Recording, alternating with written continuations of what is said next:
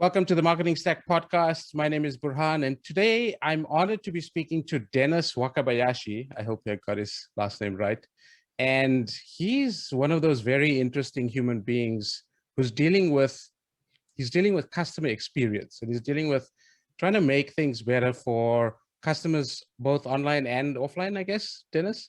That's right. And so, it's all about not only efficiency from how can we get money from you quickly, but also just from making it easier for you to complete something that you started. If you're at a checkout and you don't pick up the thing that you were supposed to at the supermarket, it's kind of frustrating when you get home and you realize that you didn't get it. Or if you've got 1,000 emails from Amazon saying, hey, you missed out on something on your checkout, it's like either annoying that you didn't get it, or it's cool that they're reminding you. So it's like one of those things that Dennis works on, and goes deep into all of those things. He was named as, where's my notes? One of the top 50 experts with regards to social media. Is that right, Dennis? Yes. Okay. And also he's a VP of Customer Experience Implementation of RR Donnelley, where they deal with customer experience tactics and a whole bunch of other things related to your purchasing behavior. So Dennis, welcome to the episode. And thank you for reaching out on Twitter and wanting to be on the episode as a guest.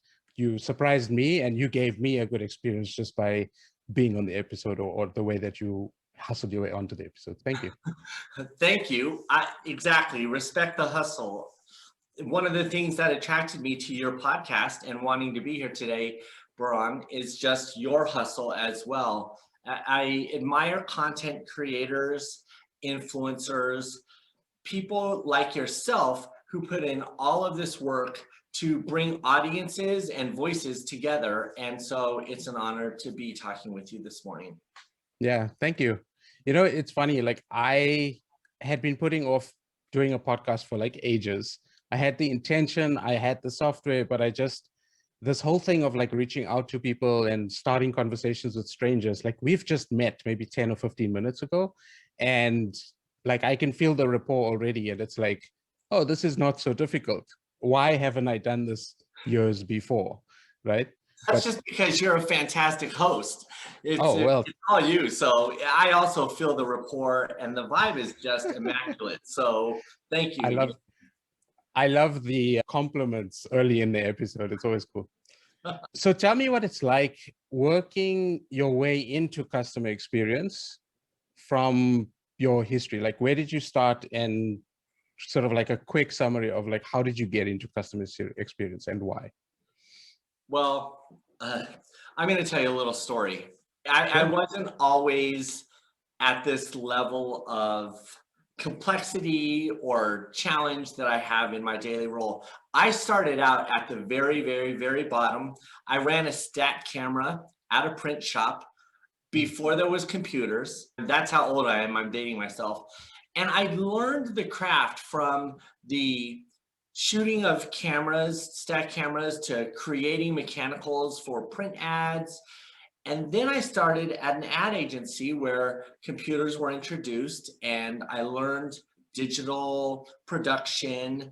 Followed that. At the time, we were still in the apprentice system. So I had a art director that I was a production artist for. He taught me how to do television, print, radio commercials. I then taught him how to do digital advertising. And when that table sort of turned, I moved on then to digital strategy. And so when we talk today, we're really talking about 35 years of just doing anything anyone asked me in an ad agency. And now I'm at RR Donnelley, where we're within the top 10 largest marketing firms on the globe. We service, and it's kind of parallel to my life. At RR Donnelley, we do everything from your most basic fundamental applications of marketing and business solutions all the way to globally complex delivery. So really how I got here is just one foot in front of the other and working my way through the curiosity, exploration, and execution of marketing anythings. So interesting. So the time when you were doing the manual stuff, around what year was that? If you don't mind me asking. Well, I mean, if you really want to date me, sure. I started in the business running stack cameras in 1989. Okay, No, interesting. yeah, 1989.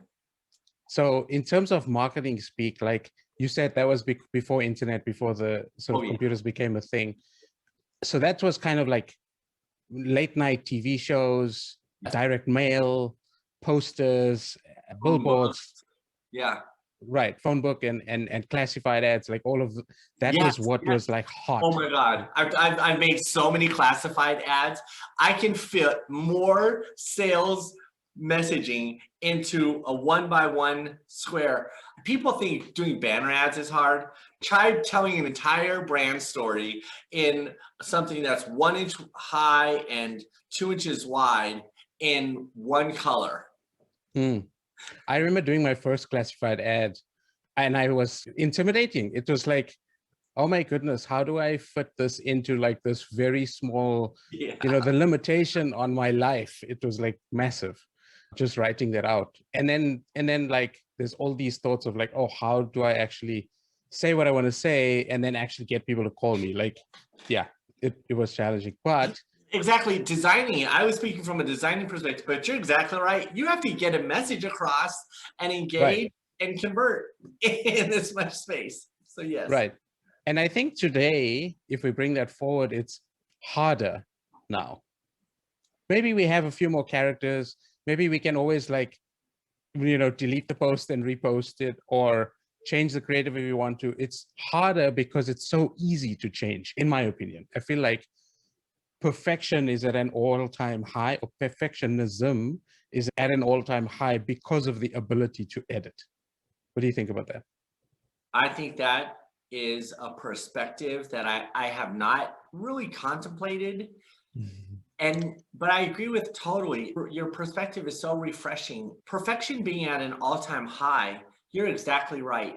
Every business is optimizing.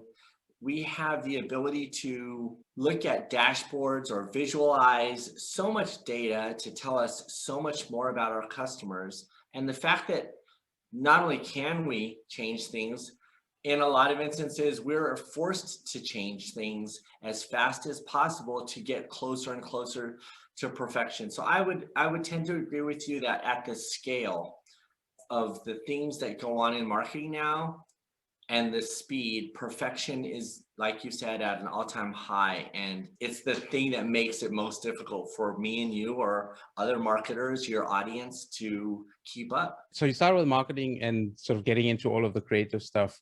But why customer experience? Because there's definitely, I feel like there was a decision somewhere in your life where you're like, I want to help people buy these things better. Like, how did you get there? Yeah, sure. I'm happy to share this with your audience. It really was a issue of chickens.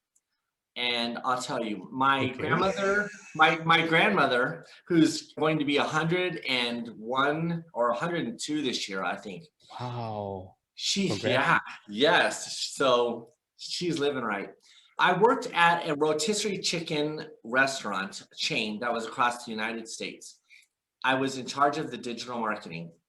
I every year would send a birthday message to my grandmother, of course, with an offer for rotisserie chicken. And she loves rotisserie chicken. It's like her thing. That's her jam.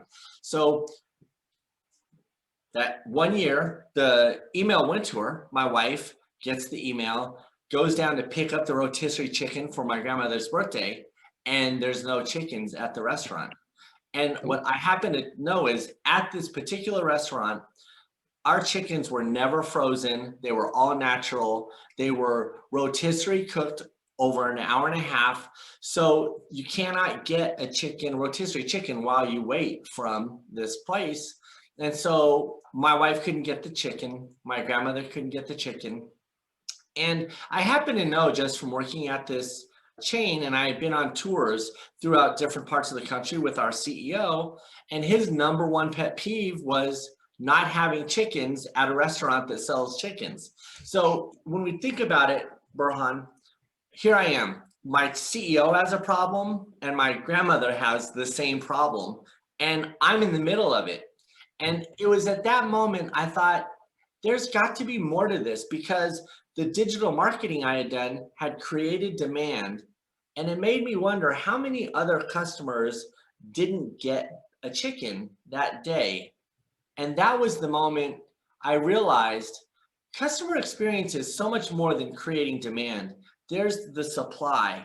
And how do you balance supply and demand in a marketplace in different geographies?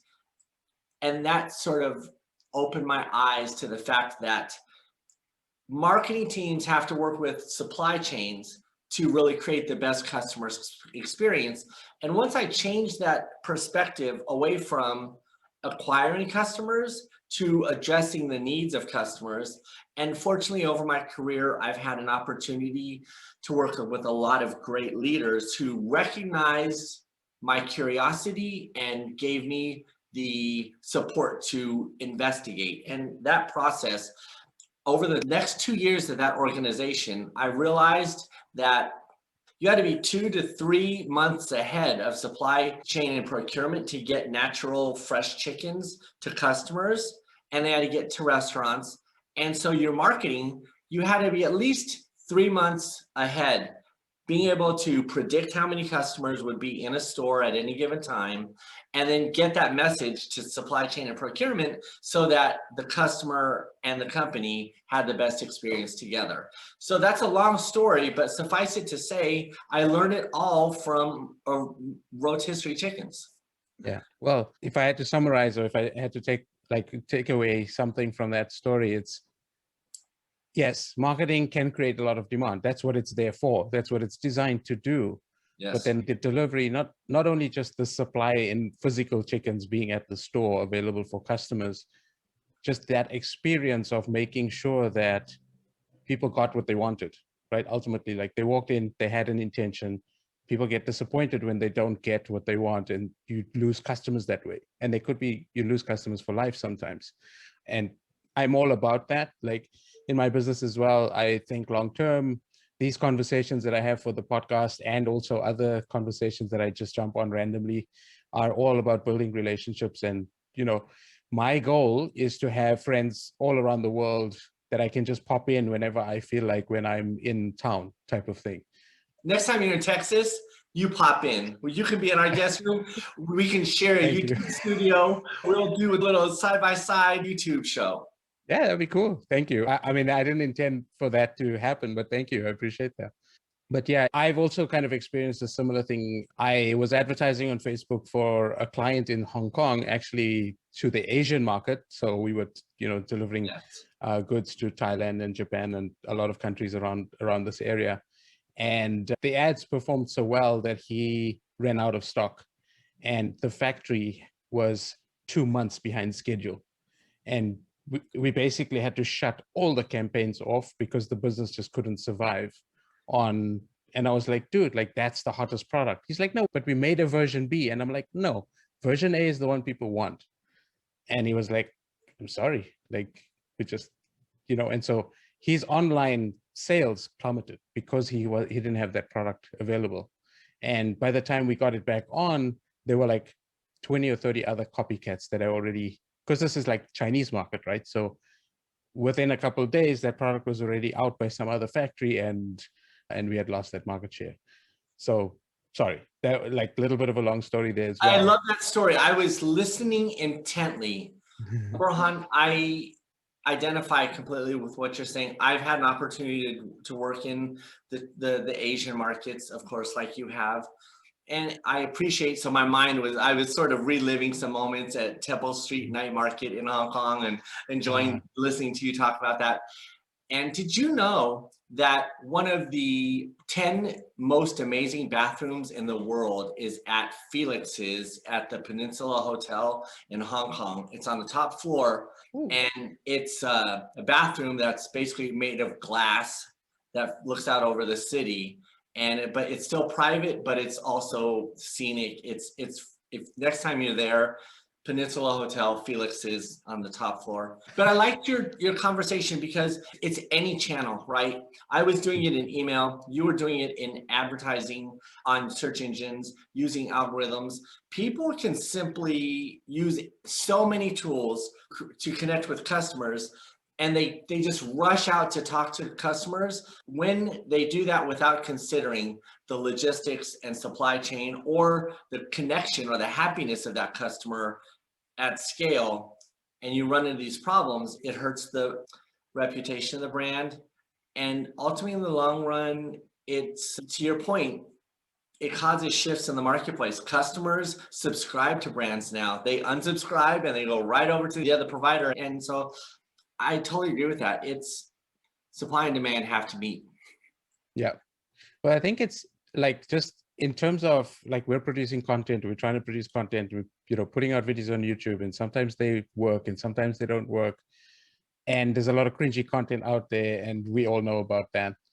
For me, I'm less conscious of the cringe because I'm all about just getting it done now. It's like, you know, even if the edit is not 100% perfect, I'm trying to let go of that perfectionism so that, you know, the audience, or also that at least the 1 or 2 people that are watching my videos or that are listening to the podcast, and it's more than that, but yeah, at least it's about who's listening or who's watching rather than how many. And that perspective for me, I heard that many years ago. I think I can't even remember who it was, who I heard it from.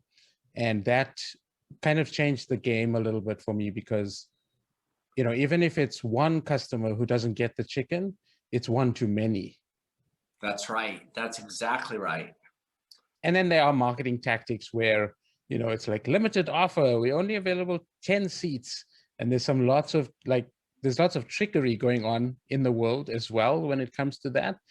And so there's a fine line between creating demand, giving that experience of like fear of missing out, because I think fear of missing out is a valuable tool in terms of marketing when it's legitimate or when it's real, right? If the chickens are finished, the chickens are finished. Like, that's not cooked up demand. Forgive the pun there. I like what you did there. But, you know, it's like, what do you think about that? Because you're online, you're seeing all the bullshit that's going on. You're seeing all the hokey pokey stuff. Like, what's your opinion on the way that things are going? You asked a couple of questions there. I wanted to address the cringe content. I agree with you 100%.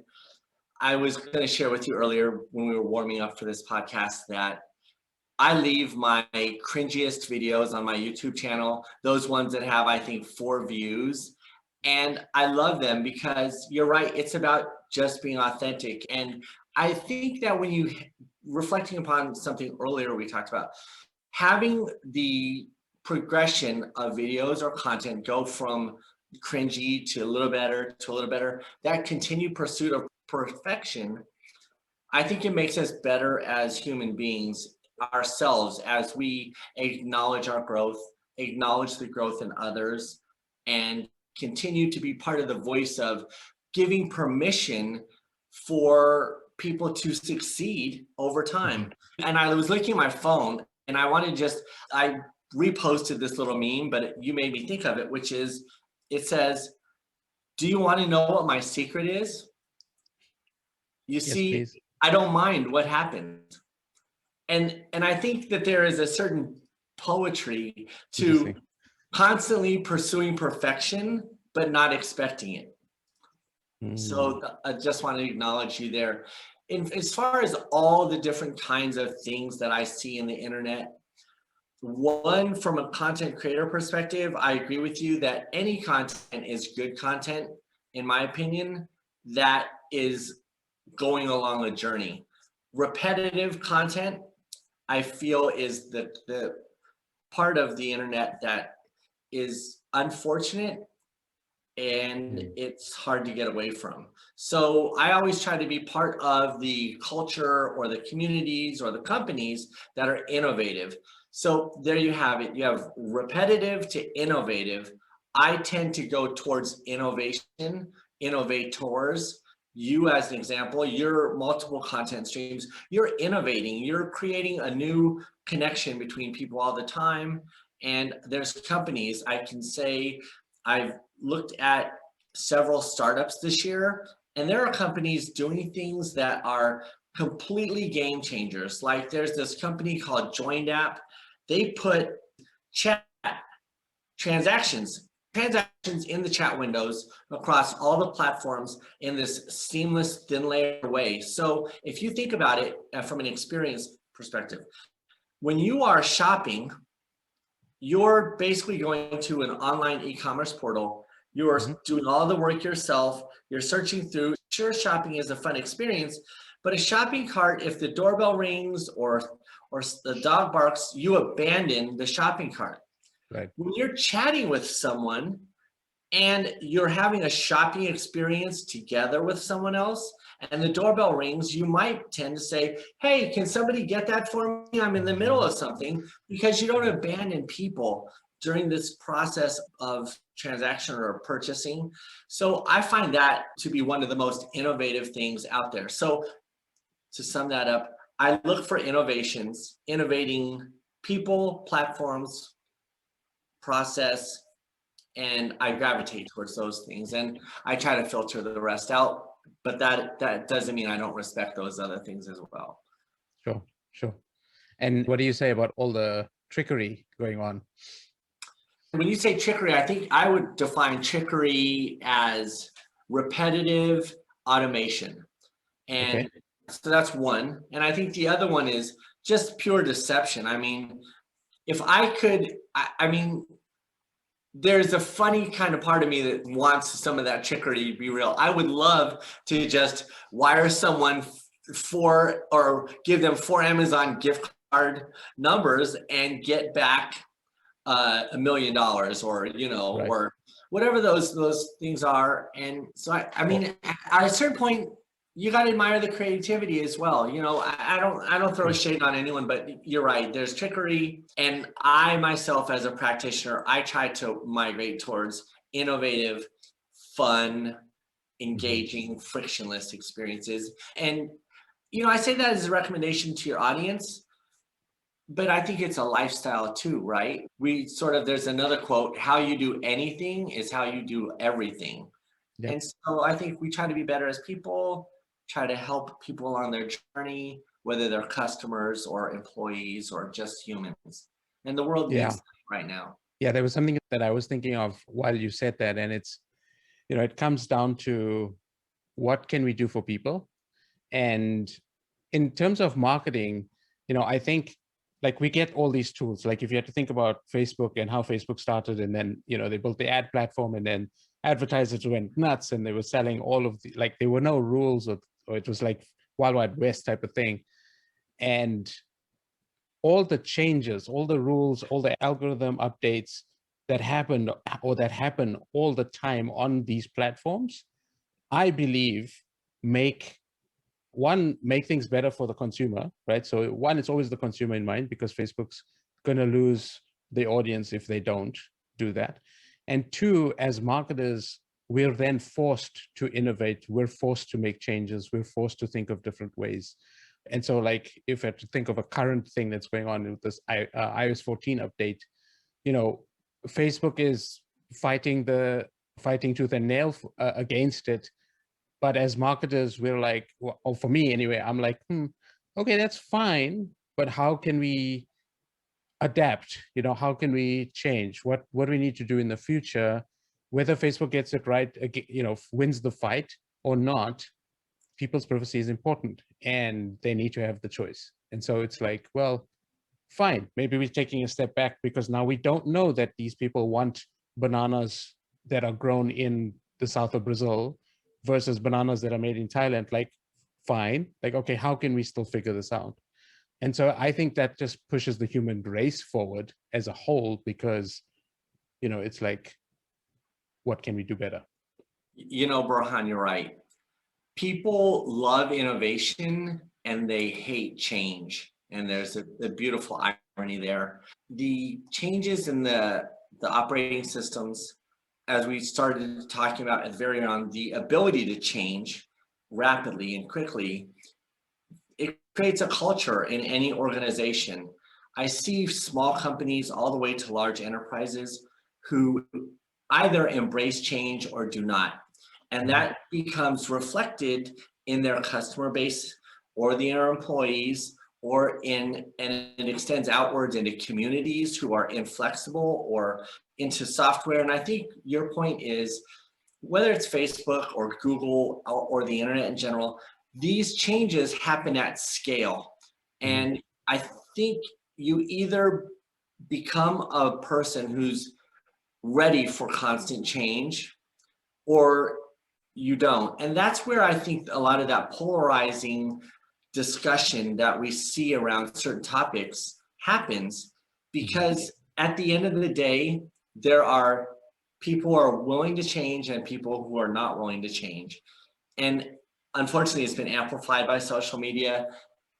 If you choose to embrace change, I think you're voting for innovation, and you get that journey to perfection all the way around. Yeah, 100%. And it's funny, I'm at the moment reading Anti-Fragile, and I forget the author's name, but it's one of those fascinating books that goes into history. Actually, let me find the name right now. Yes, while you do that, I'm going to quick write myself a note, because something tells me if you're reading it, it's going to be worth reading myself. Yeah, it's by Nassim Taleb, and he tells the story of how, back before refrigeration was a thing, people they found out that ice and food helps to preserve food longer. So, wastage, and you get to keep food for longer because there's certain foods that can't be grown and made in certain parts, certain times of the year, etc. And so they were using ice. So they were cutting up ice off the lakes and the rivers and, wherever water was accumulating and freezing to store food. And then obviously, the long story short, refrigeration was invented, blah, blah, blah. And then we had these little ice machines or freezers in our homes. And if you look at the history, the companies who were cutting up the ice did not embrace the refrigeration technology. And all of those companies in that chain to get to where we are now, it wasn't the same people that started that journey that had innovated into the new business. So I think customers we have to adapt. If Apple changes the phone or they don't support an older version, we just have to upgrade or buy a new phone, or technology in that way does force us to use newer things. But when it comes to businesses, if you think of Nokia, if you think of Ericsson, they were in the cell phone markets in a very big way, didn't embrace BlackBerry, typical example. They didn't embrace touchscreen technology, and so they're nowhere in the cell phone market space anymore. They still exist, but they're not in that space. And so as I look at all of these things and I try to reinvent myself, now at the moment, it's okay, but how do I not become obsolete? How do I embrace change? How do I give my clients a good customer experience so I still stay relevant? Yeah, that's a really great setup and application of the awareness that you have in the industry. Change is certainly important in cultures of corporations. So I'll speak to your audience from the perspective of what I see. Innovation and change happen in an organization when there is strong communication. In your example of going from cutting up ice on the lake to freezer technology, there were some ice companies that made the leap, and then others who recognized the change and capitalized upon it. In both instances, you had a culture or a system of people who communicated well, shared ideas, were open to change. And they did that in your example of the ice. Maybe there were some groups that had one lone person who cut the ice and took it to town, and that person did not communicate with others like himself or herself to create a bigger network of people. And this open communication and permission to change and permission to be curious, that's what I find is at the heart of companies that are very innovative, and they communicate that to their people, and the employees are part of the co-creation throughout the entire organization.